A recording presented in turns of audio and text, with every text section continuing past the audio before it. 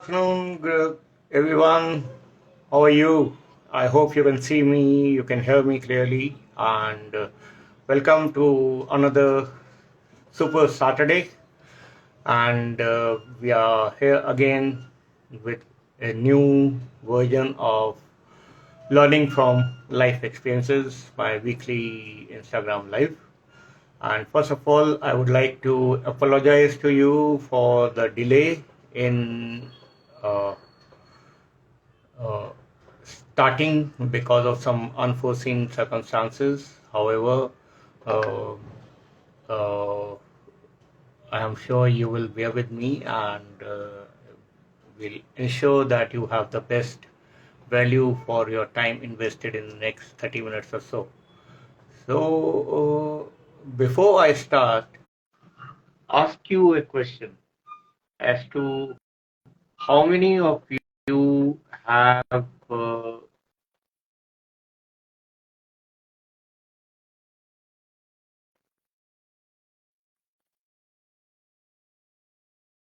looked for appreciation from within and not from outside. What I mean by that is most of the time what happens is we are looking for appreciation from people in our life. We have been brought up in that manner that we look for appreciation. If we do something which our parents like, they appreciate us, they give us uh, incentives, and if we don't do things which they don't want us, they want to us to do, at times we also get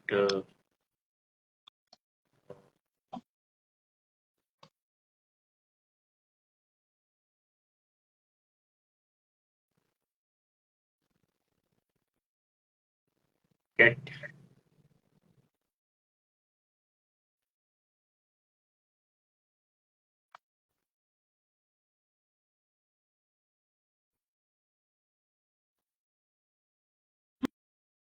Hello. Hi, Hi, Colonel. Shahana. How are you? I'm good. How are you doing? I'm good. Can you see me? Can you Ye- hear me? Yes, I can see you. I can hear you. I can It's see such you. a pleasure to be here with you, Colonel. Thanks for having me here. Thank you. Thank you very much. It's a great pleasure for me also. And first of all, I want to apologize to you for the delay because of certain No, unforeseen no problem. circumstances. But anyway, we are here and we are in front of our audience to give them another uh, amazing interaction. And I'm very, very happy to have you here with me because you can bring such certain unique values and experiences with us for our audience, and this will give them some new insights. So, Definitely. before we start, Shahana, can you tell our audience a little bit about yourself as to what do you do and what are your unique experiences in your journey so far? Definitely. I'd love to share my experience. So, to start off with, my name is Shahana Tabassum, and I am a mindset and transformational coach. So, I work with Arfeen Khan and his team, and it's been 2.5 years in this journey. So, prior to being a mindset coach, from educational qualifications, you can call me an engineer. Then, I worked with corporate for around 4 years with two MNCs, and that experience has given me a lot to work around with. So I really appreciate that experience, work experience. And when I got married and I had to move with my husband to Sweden. So Okay. I lived in Sweden for 2 years, from Oh, 2018 to 2020. So that experience, when I lived in Sweden, it was really good, and it was like a dream come true because when I was a kid, I always wanted to visit to Sweden, but it happened in such circumstances, and I was really happy. And when I came Sweden, I couldn't work here because of the language barrier. I had to know Uh-huh. Swedish in order to do the job. So I didn't work. There was 2 years of work gap when I came back to India in 2019 end. So I was looking for something, and I already had a kid by this Oh, time.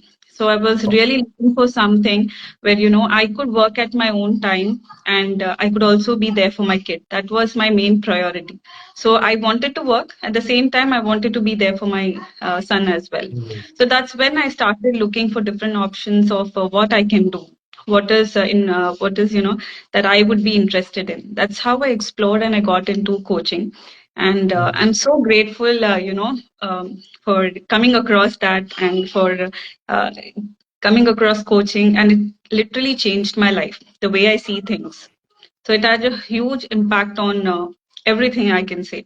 So my career changed, and after that, the way I deal with my kids now, it has changed totally, because I believe that uh, the way we raised, I hope you can understand that the Yeah, way our parents raised us is a little different than how people do it nowadays, right? absolutely, absolutely. Yeah. So that time, they definitely loved us, everything, but there was an element of fear. And Yes. when I was a kid, I knew what I felt. So I didn't want the similar things to happen with my kids. I wanted them to think for themselves, not to be fearful. And that's how I, use my coaching experience into parenting as well. And it has brought such good results. I'm really happy. So So that's I can actually resonate with you, Shahana, because if I go back to my childhood days, uh, I was brought up in a very, very strict home environment wherein I, being the eldest, was expected to do a lot of, to be more mature. And I mm, had two more young brothers with me, and everything was rule based. Like whatever you were supposed to do, whatever you were being told, you could not question anything, you could not answer back, could not even think on your own. So that was the kind of environment wherein we were brought up. So, but what I realized was my younger brothers had a little bit of more liberty compared to me when it came to dealing with my parents. And okay. when I had, after we got married and we had our children, so the one thing I was very, very, I would say, particular about was that I will not do the same thing with my children, which I did not like when I was being brought up by my parents. So that way, we were able to give them more independence, more freedom of thought. We allowed them to question and we involved them in everything. So it really made a difference, as you rightly brought up. And now, I think the newer generation have got better means of and better ways of bringing up children so that their overall personality is developed. So that is really Absolutely. a great thing. And when you mentioned about something about related to parenting, which I found very interesting. What was that particular word you use in your parenting style? I would say, there are many terms that people use, like Mhm. conscious parenting, gentle parenting. So they use many terms. So I would say gentle parenting is something that I like Yeah. to follow. But Uh-huh. one thing I would mention, Colonel, is, after becoming a coach, I can tell that one thing that changed drastically for me is taking responsibility. Okay. Now, everybody does the same, okay, Mhm. in spite of being into any career, what happened with them, they would never want that same experience to happen with their kids. They want to provide them with better. And Mm. in that scenario, they most of them, they start blaming their parents for probably whatever happened with them. Mhm. Now, being a coach, I know I take the own responsibility for whatever happened. It's not they had Absolutely. their circumstances. So they had their Yeah. circumstances. They did what was the best they could do at that time. So when I was into this journey, I realized that whatever happened was a choice that I made. So if I'm not reacting to anything, not asking anything, that was a choice that I made. So I didn't have enough guts to stand up to something, then that was a choice that I made. So when I came to this realization that everything is, when you take responsibility, there is something that you can change about it. That has changed a lot for me. So from there, I came into the best things that I pick up from my parents' parenting style, and what I can add to enhance it for my kids. That has changed the game for me. Yeah, that is very important. Like every, I would say, every generation or every like generation earlier, it used to be the generation gap used to be less, and as we grow up now, the generation gap is being increasing, but it is increasing more in the mind. Otherwise, like if you see today's fast-moving, fast-paced environment, like a gap of 1 year between your elder child and the younger child would also create a little bit of a difference in parenting style, because we as parents are also picking up things, seeing others also tell certain things which we have picked up from our own parents, and similarly, the awareness level is also different today among the children as compared to what maybe happened when I grew up, or maybe in your time also, Yeah, where because of the technology, where because of the overall availability of resources to children as well as parents. So absolutely. I fully agree with you on that part. That yes, pick up the best point from each source or each experience that you have gained, and use it in your own parenting style. And one more thing related to that, which I would ask you, Shahana, was that uh, how does self-awareness fit into this parenting style, or the gentle parenting specifically for parents as well as for the children? Okay. So that's a very nice question, Colonel. Self-awareness is, I heard a quote once, and that changed a lot for me. So I once was reading about parenting, and I just read that parenting is more about handling your own tantrums than your kids. Mm. So when Yeah. we see a child, crying, or lying down on the ground, and just making a lot of mess about something that they want. So our initial reaction is that we want them to be calm, and we want to maintain, peace again. So we try to calm them down, put them into discipline somewhere, like go and stand there or discipline them, make them Yes. keep quiet. That is our first thing. Like at least mine, if I want Absolutely. to talk about my own self. First, I Mm. used to like, why is he shouting right now? Why is he making a mess in front of everybody? I'm feeling embarrassed. That was how I used to think. Yeah. But when I thought that he's just a kid, he doesn't know anything, and he's just trying to get my attention for something. So when I became aware of I being so mature, but I can't handle my own anger, what am I expecting from a little child that is too much for his age?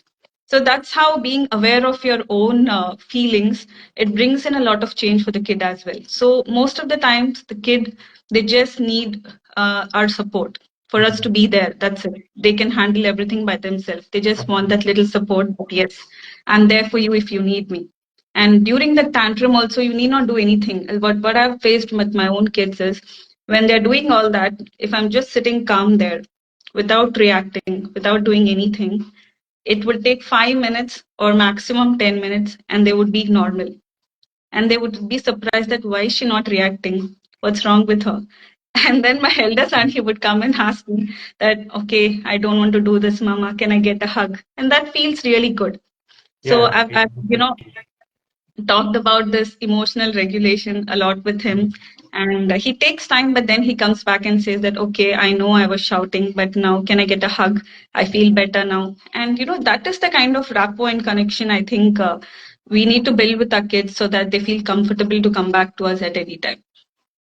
Yeah, absolutely. Yeah. In fact, that point which you mentioned about not reacting to your children's tantrum is very, very important. And what I also realized was that many times when both the parents are working, and they are busy with the work, then they have to also give time to their children. So they are at times trying to do a balancing act, and that is where this thing comes in, wherein they try to keep their children happy, and they start reacting to their tantrum, their at times reasonable demands, and at times even unreasonable demands. And that is where this point comes in. If you ignore, If you do not take, even look at the child when your child is throwing a tantrum, automatically he or she will uh, become normal and come back to you as you mentioned. So is that something which the working parents, especially where the husband and wife both are working, Hmm. uh, uh, they can use this strategy or technique or this process in their parenting style so that they can strike the right balance between, keeping their children happy as well as themselves being happy with what Yes. they are doing. Yes, I would like to say that, it works for both, when both the parents are working or when either of them is working. So the child is usually looking for connection. So Yeah. when we cannot give them connection, we try to, keep them busy with gadgets. And Mhm. I'm myself guilty of that most of the times because there's so much to finish, and then we just need some time for ourselves. So we think that, okay, let him watch tab for some time. Okay, let him watch TV for some time. We all are guilty at some point for this. So I hope you can relate to this. But when the Very good. child craves for connection, and it's not that you need to spend hours together, but if you're Mhm. able to give them that 1 hour or maybe half an hour of pure attention and play with them, engage with them in the way that they want, then I think most of the time they're able to do the stuff by themselves if they're not too young. Uh, yeah, absolutely. And one more thing I wanted to ask you, Shana, here was that as you mentioned, this is a very, very common thing which has happened is in the current Sorry about scenario, the. especially after COVID, when the people were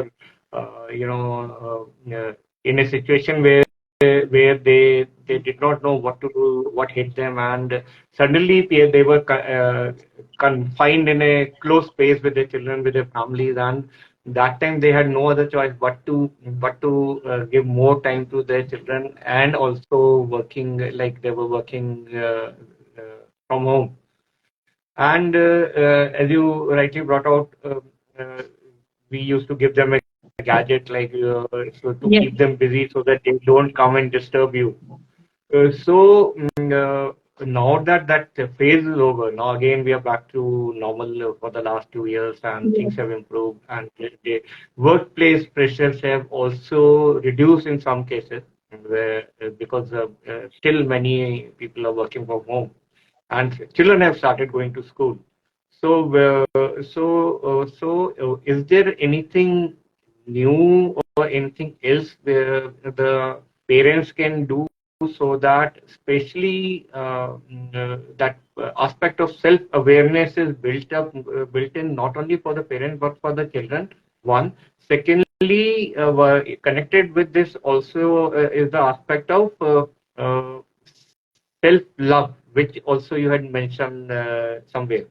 So, how do these two things fit into the current parenting style? What would be your thoughts on that? Right.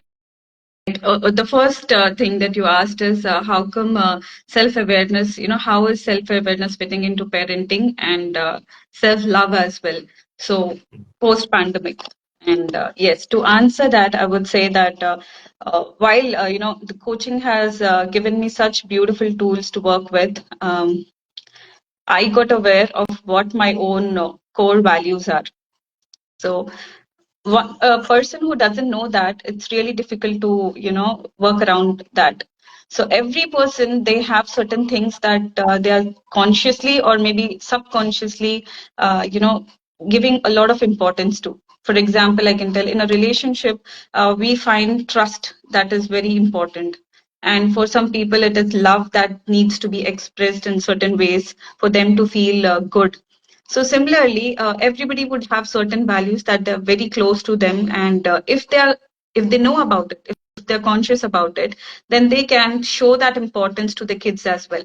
So I to tell about my own self, I can tell love and care, support is very important for me. So I need that to be expressed for my own self and for my children as well. And self-love. If I don't have enough of my own, then there's nothing that I can do for others. I Yeah. strongly feel that. So I need to have my cup full so that I can pour often to my, family. So I need to have, I need to feel good by my own self. I need to care for myself and do everything that is required so that, my children see that and learn that, it's important for them to do the same for their own self.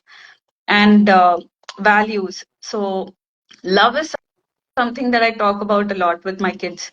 Now that I have two kids, my elder and younger one, they fight, and the in from last few days I see the fights are a little more longer than they usually are. So in spite of that, I tell them that you fight, it's okay, but there should be an element of love in it. Mhm. Okay.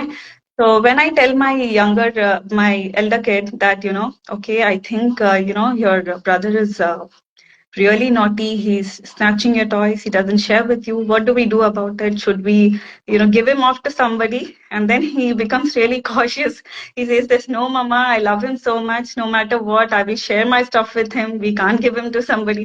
It's just that I joke with him, and then I see he becomes very cautious about it. So love, Mhm. care, the values that we have, we can imbibe that into our children by the way we, live our lives, show them by practice.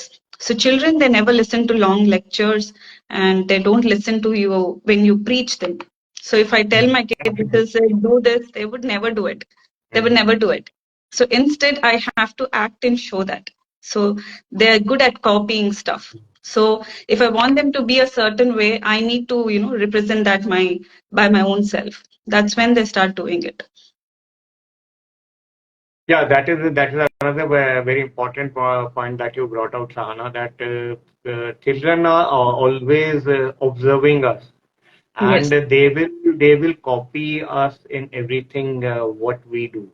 So, if when we want them to do something, if we do it ourselves and set an example for them, then it'll be more effective, and they would be more likely to do the way you want them to do things, rather than telling them to do something. And another thing connected with this is that at times, many couples, working couples, they have to, either depend upon parental support because of their work pressure or the kind of work they are doing, or at times they have to depend upon external help for looking after their children because of the time constraints or the work pressure. So, is there something which they can do so that they do not have that feeling of uh, um, not giving adequate time to their children as they would have wanted to do, and simultaneously also contribute in the growth of their children in a better manner, even though they are depending on some external help when they are not able to do the certain thing themselves. right. So I understand, parents nowadays, both of them are working and they have extensive work hours, and it can be really difficult to, provide enough time with their kids, spend enough time with them. But like I already said, a parent need not, spend all the time with the kid. So you need to talk with your children, have that strong connection with them, and fix on a time, like probably in a day, half an hour, 1 hour, whatever it is that is convenient to you. Have that time where you have completely, disconnected with everything else, Yeah. disconnected from your phone and gadgets, everything, and you have that half an hour or 1 hour of uninterrupted connection and support. So that usually gives the kid a lot of love, support that they need, and you do activities that they like. And when I came here, there was a parenting class that I attended here in Sweden, and they emphasized on having an activity time with the kid where you don't say anything and the kid decides what they want to play or how they want to play. You do nothing but just sit there and follow their instructions. So Uh-huh. that is their playtime. They might ask you to read a book or play with them, a Lego or whatever it is. Just act along with them and let them be, the deciding factor of whatever happens. So when you do that, the child's creativity comes out. I've noticed this when I play with my kid and I'm not telling him what to do. I just sit there and listen to what he wants me to do. Then he starts playing. He tells me about what happened in his school. I don't ask him. He tells me, Mama, what happened? My friend did this today. I was drawing this. I told this my teacher. And so many things he comes up with. But usually when he comes and I ask him these questions, he wouldn't answer. So Yeah. when we are playing, that's when all those details come out. They feel connected. They feel, a sense of love, care, and support that they get from their parents. So a kid, a parent who is very busy, they can just have a conversation time, or maybe before sleep also, it's a very beautiful time when kids are, totally listening to you. Two times, know, two scenarios I would say. One is when the kid is going to sleep, and when they are traveling, they are Mm. very focused. They listen to everything that the parent Yeah. says. So before sleeping, whatever you want to imbibe, you can tell that in form of stories. And when they're traveling also, they're bored, but they're listening to you. So my kids are like, when we are traveling, they would continuously ask me, how much more time to reach? How many more hours? So they get bored. They can't sit like that. So they keep asking questions. So instead of that, when I, engage them in storytelling, or I would tell that, okay, look outside the window. What do you see? Tell me what you understand by it. Then they get engaged in it. So it's just important to get them in that, and then have quality time. It might be 30 minutes, but for Mhm. the entire day, that support would be enough for your kid. And if I understand this by uh, being with the child continuously for 6-7 hours, but not being mentally available.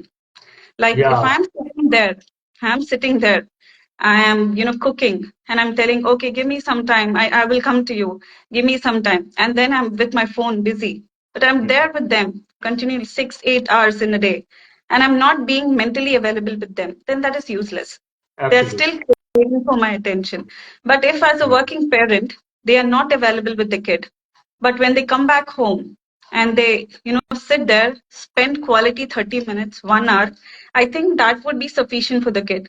They would, share everything, pour out their heart with the parent. That's what they want. They want the connection with the parent. That's it. They're looking for that connection and love. Yeah. So that is another important point where you brought out is that even if we are able to spend 30 minutes quality time when they are actually with your child physically as well as mentally, that is more important rather than spending 5-6 hours with them, but you are not able to be present with them the way you would have liked to do, or the way your child wanted to be with you, like where your mental presence is more important Yeah. for even if it is for 15 minutes or half an hour, even an hour in a day, rather than being there with them throughout 6 to 7 hours, but actually not being able to give any attention to them the way they want it. So that is really very important, Shana. That's And one where more thing I want to ask you, yeah, self-awareness comes into place. Yes. absolutely. Yeah. So that is where the self-awareness comes into play. So one more thing, what now that you mentioned that because you are in Sweden and you attended a parenting class, which one can even not even imagine about in India, especially nobody bothers about these kind of things. So, is there anything else which you found different in Sweden in the parenting style, which can be imbibed by people here in India? Definitely. Especially young parents. Yeah. Sure. I would like to share a small incident. So when I moved into Sweden here, the local authorities, they told me that all the new parents, they need to attend a class that we have for parenting. It's not mandatory, but if you attend, it is of benefit. Okay. So I being into this coaching, I was really interested, and I always look ways to be better to my kids. So I thought this is a very good chance. So let me see what these people teach. So when I went there, there was a very large group of parents that I found that were interested in it, and it happens every In a month, there are 2 to 3 classes that they conduct for parents, and it is absolutely free. So the government makes sure that every new parent should attend these classes, and it's all about parent and child bonding. So they make sure that the parents understand the child's psychology and how they have to behave with them in order to create those connections. And they say that the foundation of every relationship and more to a kid is love. So you need to have that foundation of love with your kids so strong that no matter what happens later in life, they feel connected enough to come and share with you. So that is something I found very good over here. And first, I was scared to know that there's a law over here regarding, parenting and kids. Like, you're not supposed to shout at kids. You're not supposed to smack them. And there's a anti-smacking law. So if somebody reports you, you can actually, be behind bars for it. So initially it was scary, but then I knew that how much they care for kids that they have these kind of laws here.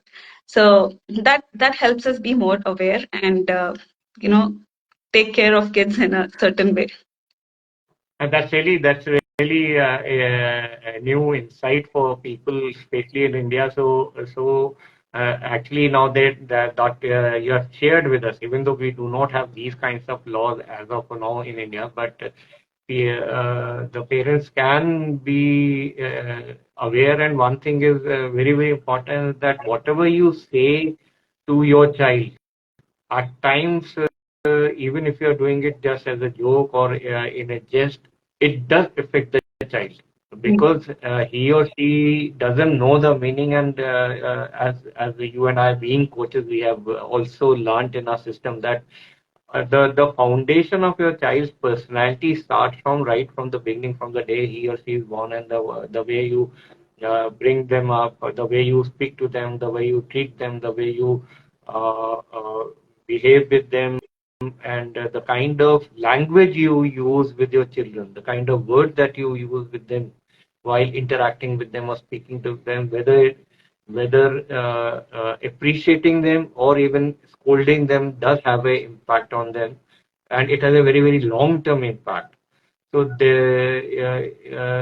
what are your views on this particular aspect? Absolutely. So that's a very nice question, Colonel. Like, what kind of language we have to use with our kids? So I see that previously I used to tell my kids that don't do that, don't shout, stop doing it. So, like, I was like anybody else, like normally who is not aware of how to do it. But then I came to know that, children don't understand when you tell them not to do something. Because, again, it's just like this example. You tell us that don't imagine an elephant, and the first thing Yeah, you try to imagine is an elephant, right? yeah, So exactly. it doesn't work like that. So instead, you have to, frame your sentences in such a way that the kid knows what to do instead of what not to do. So instead of telling them that, don't jump on the couch, I tell them that, could you please sit on the couch, or could you jump here on the ground and not there because it's not safe? So then they start questioning me. Why do you want me to do this? Why can't I do this? But then there's a scope to talk over there. But if I tell them, I shout at them, then it's just that, they learn this is how you're supposed to do. So the elders, Yeah. they went out or they shout, and I'm, having authority because I'm just an elder, even if it doesn't make any sense. So that's where there was a little change. You need to talk positive to your kids, like use sentences where there is more meaning. They know what to do, and even if you're angry, I learned a very good thing that when you're angry or when you have a very strong emotion, like you feel Mhm. disgusted, angry, sad, it's better to hold. Yeah. That's very powerful. So just hold on and sit there for 1 minute and see if you still feel the strong urge to shout. Because if if you feel calm enough in a minute or two, then it's not worth it. And there is Absolutely. always a better way to, convey the same thing. Because initially, I used to be angry, a lot angry, when I was, kid, when I was a mother of just one, my elder son. When he used to do naughty things, I used to get really angry. And I used to find myself shouting at him that, why do you do this? And then he used to become very quiet. He used to shout at me as well. I noticed that. So when something happened, when what he did not like, he used to shout at me. And I wondered, where did he learn this from? So I saw that he's just learning that from me. So I need to stop shouting. So I stopped shouting, and instead I behaved in a very calm manner. And I didn't like anything. I used to just sit down, be calm. And when I felt okay, I used to talk to him. I don't like what you do. This is something that I don't like. I haven't taught you this way, Omar. And then he would listen to me and he would tell his opinion. So my son is like, he's not the kind of a person who would just take orders and do. He's so, he has his own will. He's strong-willed kid. He would tell me his own opinions. He wouldn't budge to what I say. So I need to give him a choice to make his own decisions. So I have to be the one on the back always. I have to give him that choice to make his own decisions wherever he can, like small things, I would say. Because if I'm the one who pick up his clothes also in the morning, he wouldn't listen to it. He would say, why should I just wear this? I Yeah. want to pick up my own things. So the small things that they can decide, I would let them to do that. And then instead of shouting, I would remain calm, and then we would talk when I feel better. So that has changed a lot. So that's again a very very important point you made, Shana, that uh, uh, instead of shouting, if we pause and if you are, especially whenever we are going through an emotion of anger or mm,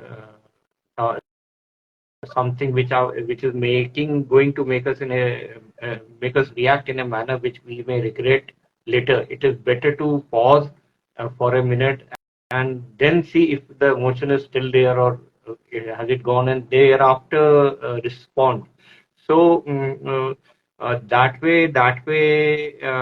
it will not only help us as a parent, but it will also help your child, because the child will also learn from you, because they are picking their behavior will be defined by the way you are behaving with them. So Absolutely. so that is another important point that the young parents need to keep in mind while they are interacting with their children, and it will create a very good bonding between the parent and the child, and the children will respect you more for that way, instead of you shouting all the times or questioning them, because then that will bring resentment in your child. Uh, Correct. so that is another very, very important thing that you brought out. Thank you, Shahana. Thank you very much. And I would like to invite our audience, if they want to ask anything related to self-love or parenting, they can either type in the chat box, or they can even connect with Shahana later on separately if we want to discuss anything with her. And I hope, even though I was rather late in doing this live, but uh, at least we came and we honored our commitment to you by sharing this experience with Shahana, which otherwise we would have lost out to. So thank you very much, Shahana, and So I'm much looking forward for to. Thanks Uh, so much for having me here, Colonel. It is such a pleasure to be here with you and discuss this topic that I love. And I would like to add one more thing, about parenting. There is no perfect parenting, and yeah. every parent, they have their own connection, their own style with their kid, and there is no right and wrong. So we all make mistakes and we learn from it. So as far as you're repairing what is going wrong, I think it is fine, because Yes. if the repairing part is not going on and you leave it, that's when the problem arises. So I would like to support that with an example. So suppose, not suppose, a few days back, um, I I got really angry and I shouted at my kid for what he was doing. I was really upset, and I really was really upset, and I shouted at him that you shouldn't have done this.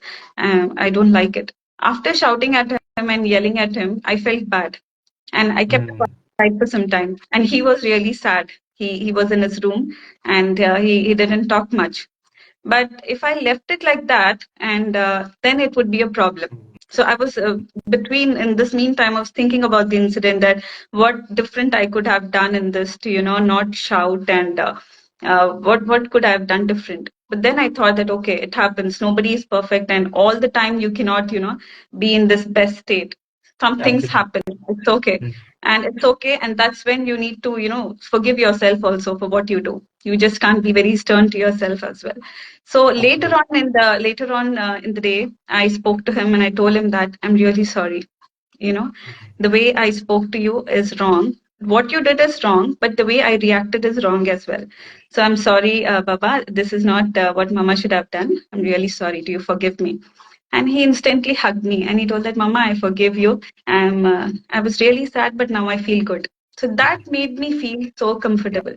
So, owning up to your mistakes is not a weakness, and your children learn that as well. Yeah. So if you do something wrong, you should have the courage to apologize also, even if they are little kids, because that's what they learn from you. Yeah. So if you think that you're big and you can, be an authority figure, just shout around, keep quiet, that's what they learn and they do with their siblings. So it's okay. When you do errors, you own it up.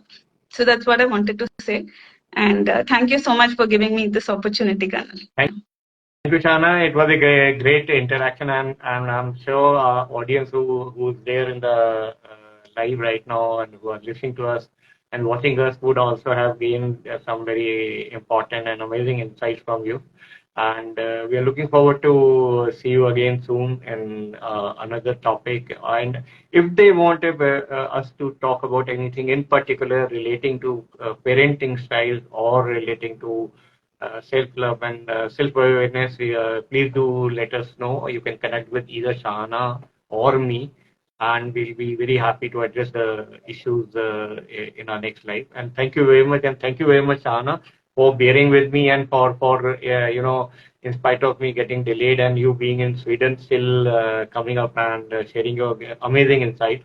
And looking forward to see you again. And thank you very much, and wish you all the best. Thank you. And have a great weekend. Thank you. Yeah, Bye you bye. too. I would like to thank all the people who are here listening to us. Thanks so much for your time as well. And it was great to be a part of this. Thank you. Thank you and have a great weekend. We'll see you again next week, Saturday, 4 p.m. And in case you want us to speak to you about any particular topic, please do let us know. We'll address that issue also. Thank you very much. Bye bye. Take care. Bye.